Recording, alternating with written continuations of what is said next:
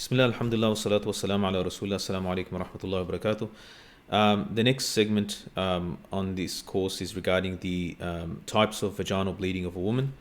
When it comes to in fiqh, there are four categories. In Hanbali fiqh, there are four categories. Firstly is haid, which is a monthly period, menses, menstruation, basically the inner lining of the woman's womb.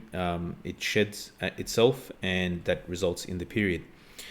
Secondly is nifas, lochia, or postmortem discharge or postnatal discharge, nifas, and istihada. Istihada is chronic bleeding. This is not it's not the period, it's not nifas, but it's irregular bleeding or chronic bleeding. And you got the fourth category, which is Dam Fasaad. Now, Dam Fasaad and Istihada, some scholars put in the same category, while others differentiate. We'll learn that in a moment, what the differences are. Istihada can be translated as also chronic vaginal discharge, while Dam Fasaad can be called abnormal bleeding. Let's continue. As firstly, the haid, the period, the monthly period. This starting age can be as low as 9 years of age and can be up to 50 years of age. That's the range. Anything before 9 years of age is not haid, will be considered Dam Fasaad, or the abnormal bleeding. The duration of a period can be a day and night, so you can say 24 hours, or it can be up to it can be one day to 15 days. That's the range.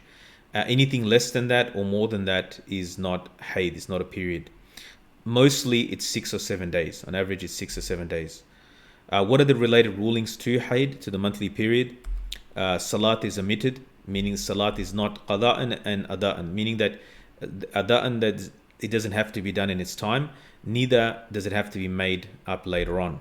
As opposed to fasting is omitted, but like the fard fast for Ramadan, for example, that fasting qada has to be done after when the lady is not in her period. So she misses it during Ramadan, the 6 or 7 days. She misses it during Ramadan. She makes it those 6 or 7 days on other days afterwards. It establishes, if haid does occur in a girl, then establish her puberty. Intercourse is forbidden during haid, so during the period. If it is done, then the kafar of a dinar or half a dinar is given. A dinar is gold coin, which is 4.25 grams.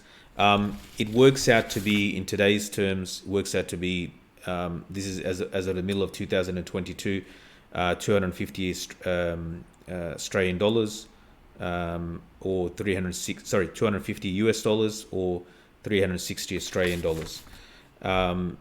It's forbidden. Other than that, all other intimacy is allowed. Other than actual intercourse, all other halal intimacy is permissible between the husband and the wife. Forbidden, that is during the haid, during the period. Forbidden to enter into a masjid, and it's forbidden to recite the Quran, as was previously mentioned.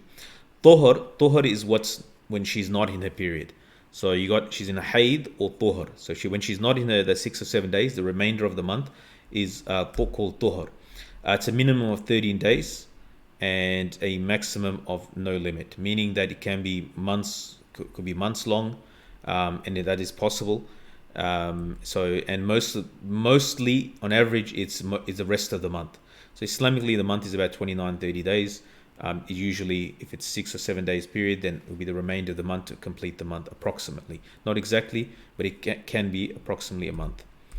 The second type of bleeding is nifas, after birth discharge or lochia. Has the same rulings as haid. Its duration is a maximum 40 days, a minimum there's no limit.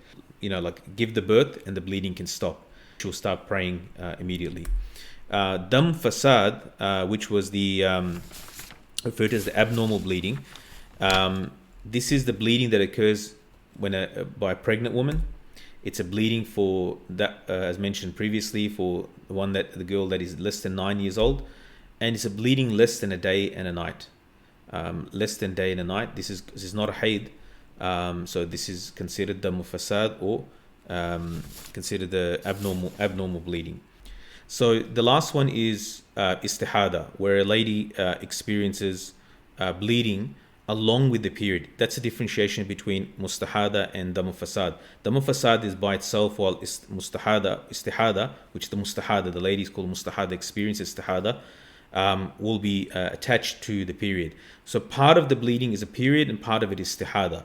So the first category of woman that experiences Mu'tada, she knows her monthly habit. She follows a habit. She knows exactly how many days every month it is. It's the same every month. She goes by her habit.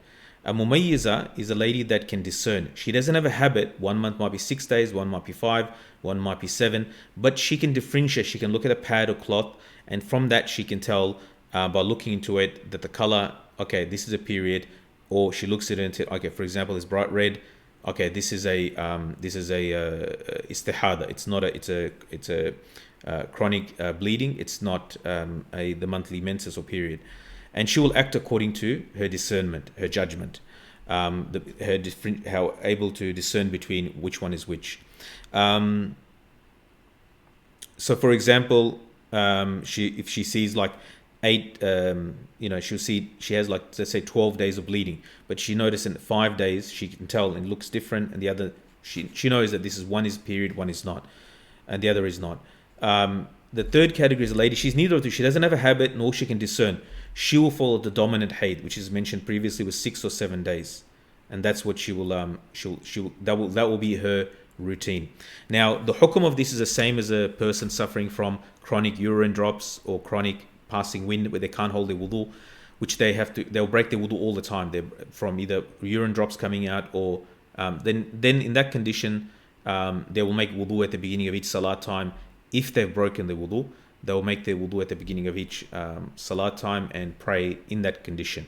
So they'll check if they haven't bled, but they'll make, if they have bled, then they will make the she'll make the wudu. If she hasn't bled, she won't make the wudu. If she has bled, she'll make the wudu and pray her salat at the beginning of each time.